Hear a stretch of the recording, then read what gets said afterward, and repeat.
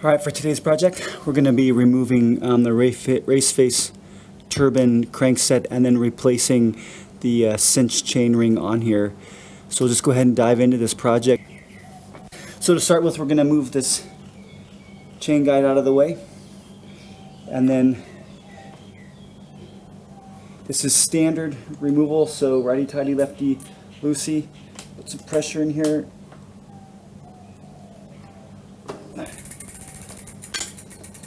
Little snap loose, and then just turn it out. And the thing about these is a lot of people get confused because you start turning and it gets tight. It'll get really tight, and it's okay, that's what it's supposed to do. You just got to push through the tightness. You get to a point where it gets significantly easier, and then at that point you can just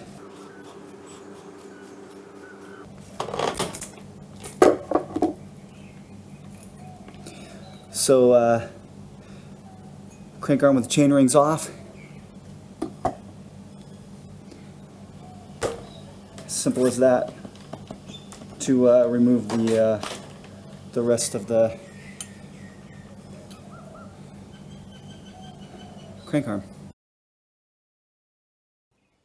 So after we've got the crank arm off, what we're trying to do is replace this chain ring, and it's the race face style cinch.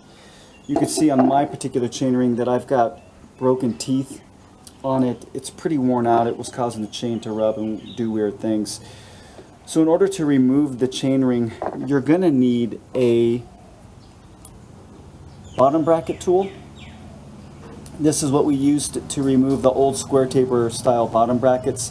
We're just going to use the same tool now to remove the cinch collar on the race face crankset. And the easiest way to do this is to set it upright like this, and that will let you get the leverage that you need in order to open it up. So this is a standard thread, righty-tighty, lefty-loosey, and by setting it up like this, I can really push down on it without it flipping over on me. You might want to cover the pedal with a rag. Keep the pins on your pedal from hurting your hand. Just going to push down, and there it goes. And once you get it loosened up, then you can go ahead and do it by hand. And that's how you remove the cinch ring on your turbine, race face turbine crankset. And then simply put, we're ready to start putting it back together. So I'm going to use a little bit of grease on the threads on the inside here, apply it with a small paintbrush. Just a note, when you're putting your rings back on, you can see on this aluminum ring there is a dot on the inside, and that is supposed to be lined up with the crank arm itself, the long part of the crank arm. I'm replacing my ring with a steel one, and it's a little bit different. The steel one is, and here there's a little piece of metal here that's different than the rest of it. That's the part that goes on the crank arm, or in the direction of the crank arm. It just sits down like that, and then get that cinch ring.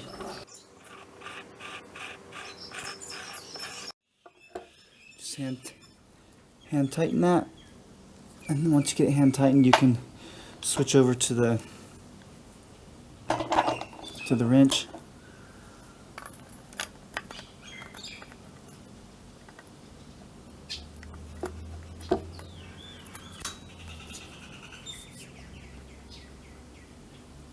And that's it.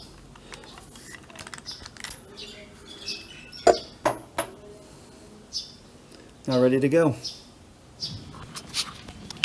Okay, now we're ready to reinstall. And this is pretty simple. If all you've done is change that chain ring, then we're just going to insert the shaft in here from the non-drive side.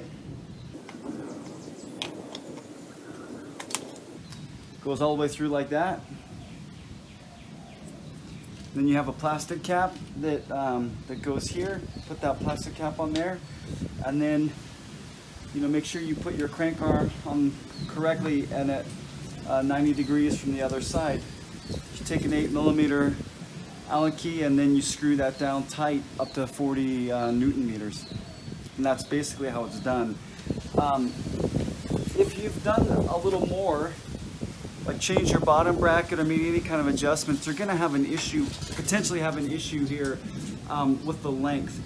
And these cranks come with a cinch system, and basically there's a screw here that you undo, and it loosens this up, and this allows you to screw this cinch down towards the frame or away from it. That would eliminate side-to-side play.